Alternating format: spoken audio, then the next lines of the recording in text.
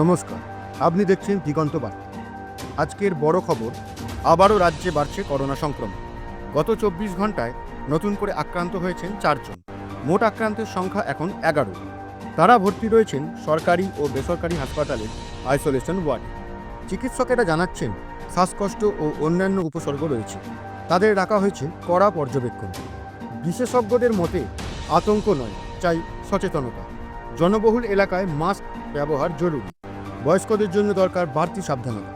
দিল্লি, কেরলে ইতিমধ্যে কোভিড বিধি চালু হয়েছে। বাংলার পরিস্থিতি যদিও এখনও উদ্বেগজনক নয়।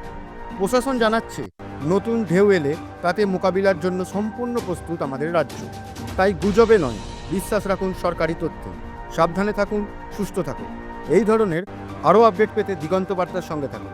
ভিডিওটি ভালো লাগলে লাইক করুন, কমেন্ট করুন আর অবশ্যই সাবস্ক্রাইব করে দেবেন।